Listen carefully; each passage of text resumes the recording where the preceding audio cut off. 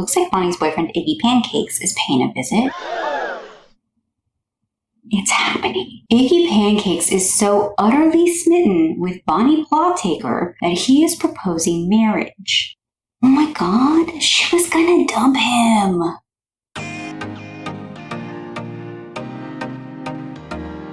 Hello, and welcome back to my Build Newcrest Legacy Challenge Empty World variation. A take on the original challenge with a little bit of a twist. The entire Sims world is going through an apocalypse, and it's up to just one family to rebuild all of society from the ground up. We return to the Plowtaker household at 6 a.m., the first day of spring. One of our young adult daughters, Bonnie Plowtaker, is socializing with our cow plant.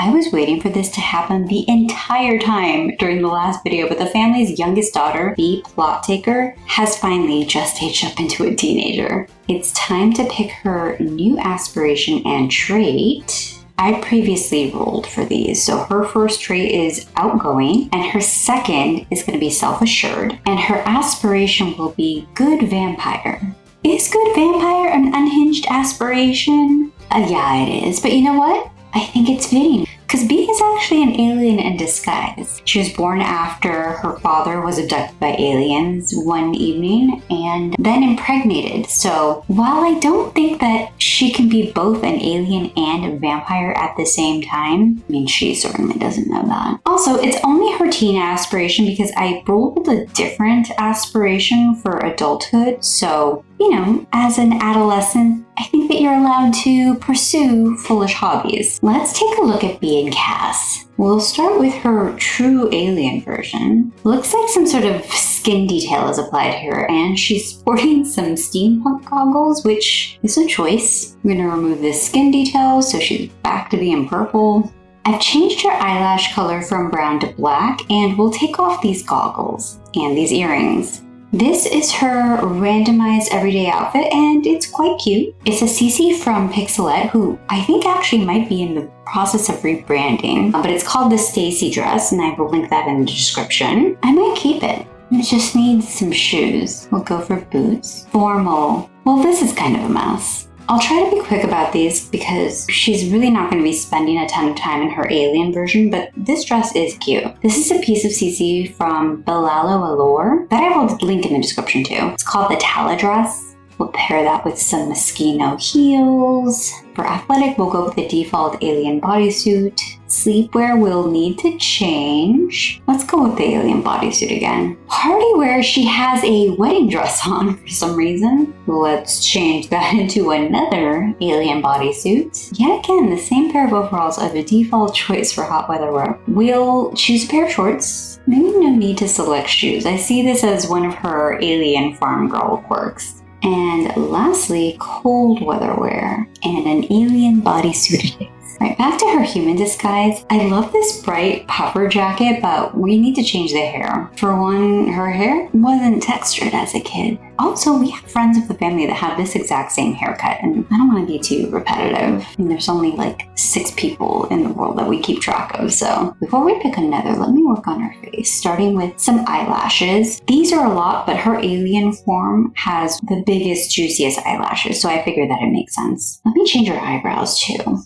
This is quite a bit of makeup that she defaulted in, but to be quite honest, it kind of works. However, it is making her look so much older, so I think we need to pick a more juvenile hairstyle to sort of balance it out. I'll go with this high ponytail and bangs. We'll also add some earrings too, and these do seem like something a teenager would wear with this outfit.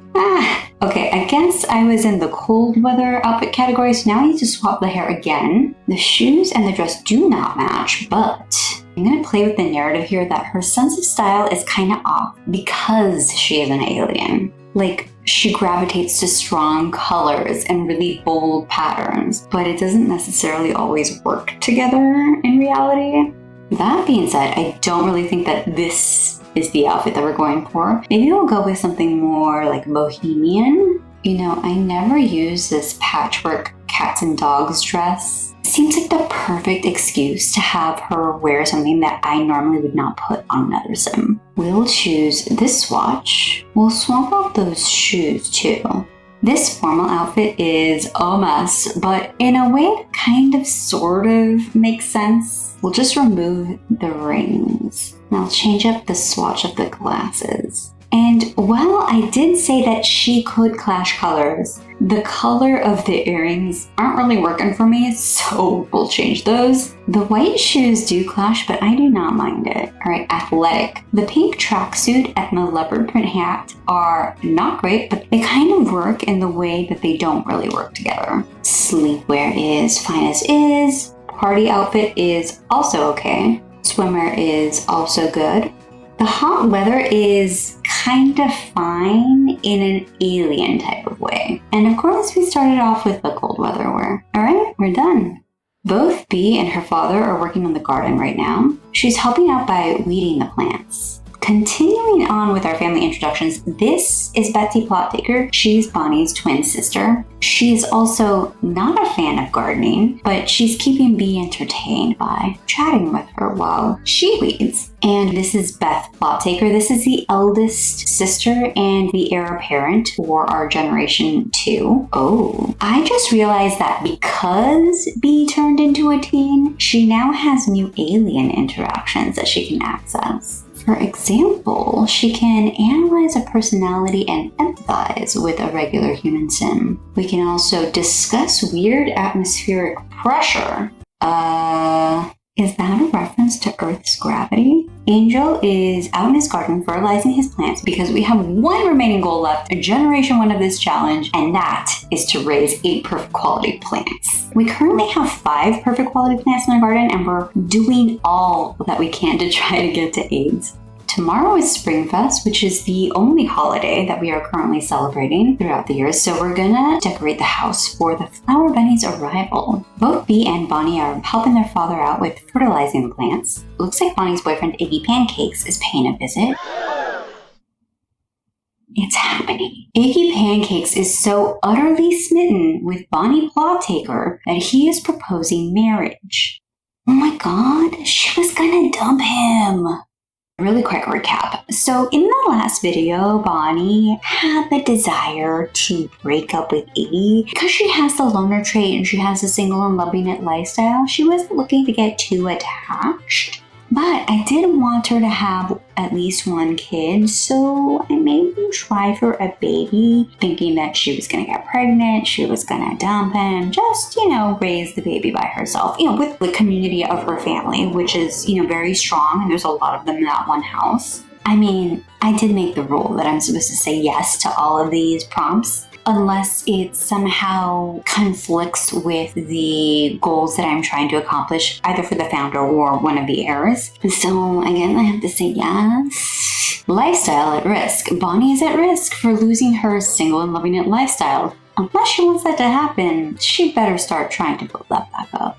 I really did want her to be just a happy and secure single mom, raising it with the community of her sisters. But her boyfriend's just trying to be the ultimate green flag, wanting to take responsibility. Okay, so while I try to process the fact that my storyline plan was completely upended, here's a little reminder to subscribe to my channel. I'm trying to get to 200 subscribers by the end of the year, and if you are not yet subscribed, I really would appreciate it. And if you are already subscribed, I would just appreciate you liking this video, because when you like the video, the YouTube algorithm sort of helps other people find it, and maybe they can subscribe to the channel. Bonnie's mood list revealed that she was feeling very confident thanks to her adrenaline junkie lifestyle, so maybe that explains why she said yes to the proposal. On the other end of the spectrum, however, she's feeling pretty meh about being newly engaged. Bonnie is engaged to be wed now. Great news! But then again, it's a lot of commitment, and she was so used to being single. It looks like Iggy's trying to get along with Bonnie's sisters. So, this seems like the perfect opportunity for Bee to use some of her alien powers to figure out whether Iggy is a good guy or not. She's going to analyze his personality, and there she goes. Bee has learned the following traits about Iggy. He is active, an art lover, and self-assured. Okay, yeah, no red flags, as expected. Oh, which is more than I can say for this woman that is harassing our snow pal. She destroyed it. Who is this? Layla Isles? We're gonna have some words for Layla.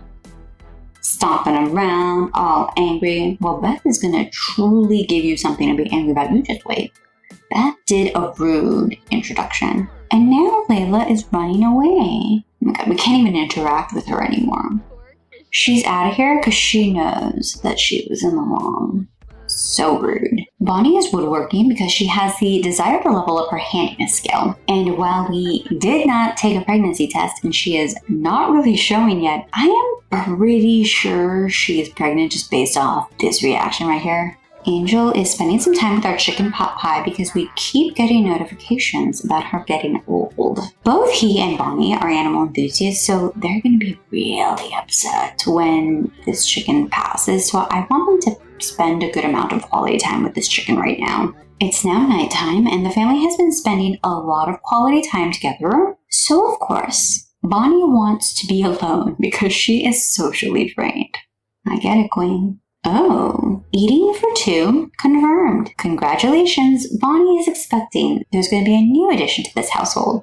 Oh, and she is showing a baby bump now. Since Bonnie just recently found out that she's pregnant, she's going to share the big news with her father. And in typical old school father fashion, he's going to be really upset that she's pregnant and not yet married.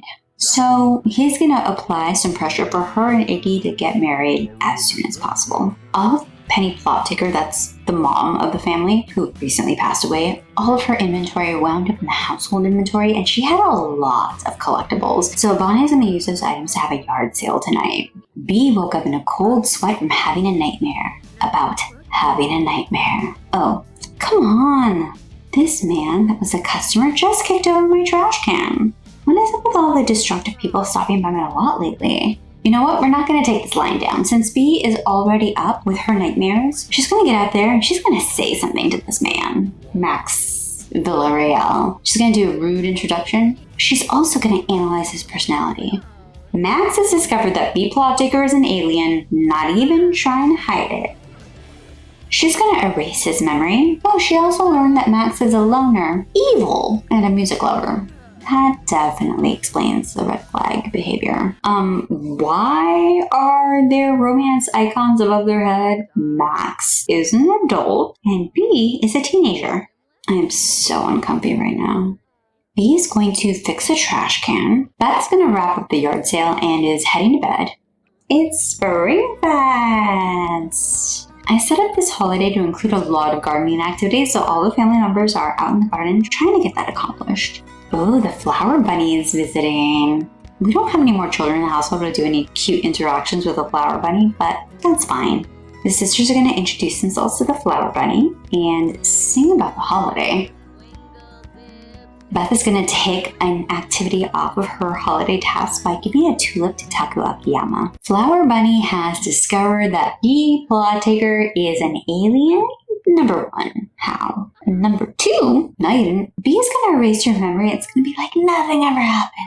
Iggy has stopped by, so Bonnie's going to say hello. This is also the first time that he's been over after she found that she was actually pregnant, so she's going to share the news. This has convinced Iggy that they need to have their wedding sooner rather than later, so they're going to get hitched today. We have, of course, invited everyone in our family, Betsy's fiance, and the flower bunnies, since they were already over at our house anyway. In typical fashion, it's really difficult to get a group gathered in one area without them getting distracted. I'm trying to get a frame shot of Iggy and Bonnie together, but this is proving difficult with the camera angles. Paying no attention to the flower bunny in the background, that's just our officiant for the wedding. The flower bunny has been ordained to officially marry people because it is the apocalypse. Being a flower bunny just doesn't pay as much as it would have if it hadn't been an apocalypse. So obviously the flower bunny needs two jobs to get by. Okay, Bonnie is, feeling the effects of morning sickness, so perhaps we should get the vows going and, get this wedding over with.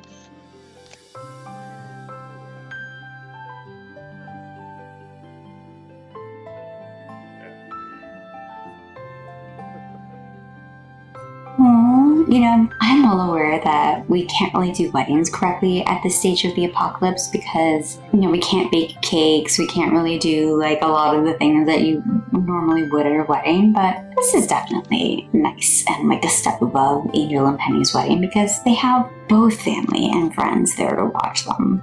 Oh, it looks like all of our guests were actually watching us get married. That's a pleasant surprise. Lifestyle lost. Bonnie has lost her single and loving lifestyle. She'll have to work hard if she wants to get it back. Then again, maybe it's time to try something new. That makes sense, but maybe she is turning over a new leaf. Maybe she'll be okay with having a happy little family. All the guests are back at the house socializing. Bonnie has just learned the flower bunny is a bro. I would not have guessed that, but okay. The wedding has put our eldest daughter Beth in some type of mood, so she's going to proposition her woohoo buddy, Takuakiyama. Meanwhile, B, our alien teenage daughter, is introducing herself to this purple-skinned man that was just walking by her house. She suspects that he could be an alien just like her. She's trying to figure that out. Kaipo has discovered that B Plot Taker is an alien. Not even trying to hide it. Okay, well, I don't think this man is an alien because if he was, he's certainly not being very cool about it. So Beth is done with her tryst. Pleasantly satisfied. That woohoo was something to remember. B is terrified because she has a fear of darkness. However, because of her glasses, you can practically hear her go, oh.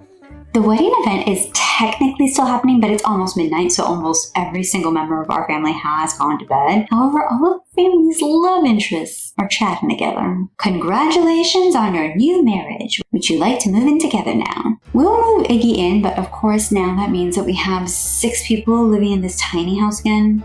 This is Iggy's family. Confirmed Bob and Eliza are dead because they're not there. Oh, Bonnie is looking like she is very much in her 3rd trimester now. She's inviting Iggy to feel the baby. And since it's their wedding night, no doubt they have already consummated their relationship, but the wedding night is the wedding night and they will officially consummate the marriage. But because we're short on bed space, they're heading to the tent. Bonnie, I think, is an outdoor enthusiast as well, so I think that's fine. Springfest is also over, and it looks like Angel had a successful holiday. Betsy's was okay, so was Bonnie's. B and Betsy both had good holidays too. And Iggy did not have a very good holiday, but, he just joined the family like about an hour ago, so, we really didn't have time to complete any of the prerequisites of the holiday activities, so.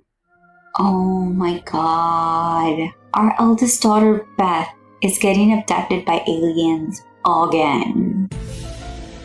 I can't believe that she is getting abducted again during Springfest and on the same day as her sister's wedding. Okay, well, I guess the day has been pretty eventful already, and maybe we should call it quits here.